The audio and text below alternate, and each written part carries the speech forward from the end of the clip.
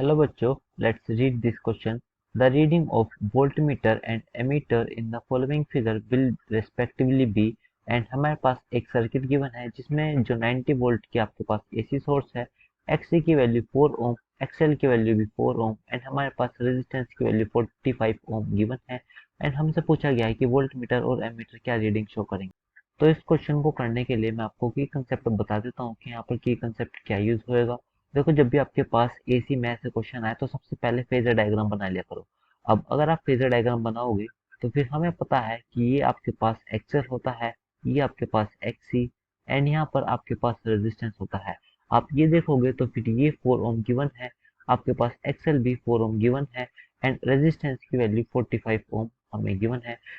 अगर आप XL and XC को नोटिस करोगे तो फिर ये 180 डिग्री फेज डिफरेंस पर है विद इक्वल मैग्नीट्यूड, तो फिर ये दोनों तो कैंसिल होने वाले हैं। हमारे पास सिर्फ रेजिस्टेंस की वैल्यू विच इज 45 ओम यही रह जाएगी और इसको मैथमेटिकली सोल्व करते हैं। जैसा मैंने बताया ये दोनों 180 डिग्री आउट ऑफ फेज रहेंगे तो फिर आपके पास इम्पीडेंस की वैल्यू होने वाली है under root of R square plus X L minus X C का होल स्क्वायर। आप X C minus X L लिखो, वो कुछ फर्क नहीं पड़ेगा बिकॉज ये दोनों का मोड होता है। आप नोटिस करोगे कि एक्स एल और एक्स सी की वैल्यू सेम है तो फिर ये कैंसिल होने वाले हैं। This is R square plus 4 minus 4 का square is equal to Z. तो फिर यहाँ से जेड सिंबल आपके पास आर ही आ जाएगा जिसकी वैल्यू 45 ओम हो जाएगी। तो यहाँ से आपके पास आर की वैल्यू आ चुकी है। अब हमें सिंपल करंट कैलकुलेट करना है। हम जानते हैं V R M S is equal to I R M S into Z. तो यहाँ से I R M S is simple V upon Z. तो वी हमारे पास 90 वोल्ट गिवन है, जेड आपके पास 45, तो ये 2 टाइम्स इससे जाएगा, मतलब आपके पास जो आई आर एम एस की value I this is 2 ampere और यही हमारा एमीटर कैलकुलेट करेगा। मतलब आपके पास करंट की वैल्यू तो आ चुकी है जो कि 2 एम्पियर हो चुकी है। अब हम वोल्टमीटर की रीडिंग देखते हैं कि वो क्या रीडिंग शो करेगा। लेट्स से ये आपके पास वोल्टमीटर कनेक्ट है तो फिर ये इसके अक्रॉस जो भी पोटेंशियल डिफरेंस होएगा वो उसको मेजर करेगा। तो मैं इसको नेक्स्ट पेज पर सोल्व करता हूँ।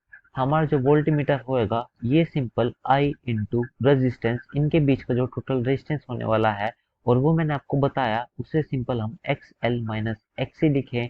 और अगर मैं इसको x C minus X L लिखूं दोनों सेम ही बात है, बिकॉज हम इन दोनों को ऐसे लिख सकते हैं कि current into mode of XL minus एक्ससी। तो जो सी चीज बड़ी होएगी उसमें से दूसरी चीज को सब्ट्रैक्ट कर देंगे तो फिर इसके हमारे पास इस सर्किट में इस वायर के अक्रॉस, मतलब इस पॉइंट के अक्रॉस आपके पास पोटेंशियल डिफरेंस आ जाएगा। तो फिर हम यहाँ से सिंपल लिख सकते हैं आई इंटू, और इन दोनों को आप सब्ट्रैक्ट करोगे दोनों की वैल्यू सेम है तो इसकी वजह से जीरो आएगा। सो हमारे पास वोल्टेज की वैल्यू जीरो आ चुकी है उस पॉइंट के अक्रॉस जहां पर ये एक्स एल और एक्स सी कनेक्ट है। तो फिर हमारा जो ए ऑप्शन है which is 0 volt and 2 ampere, ये हमारा करेक्ट ऑप्शन है बिकॉज वोल्ट मीटर आपकी जीरो रीडिंग शो करेगा एंड एमीटर आपकी 2 एम्पियर शो करेगा। तो हमारा A option is the correct option. I hope you understood this. Thank you so much, take care.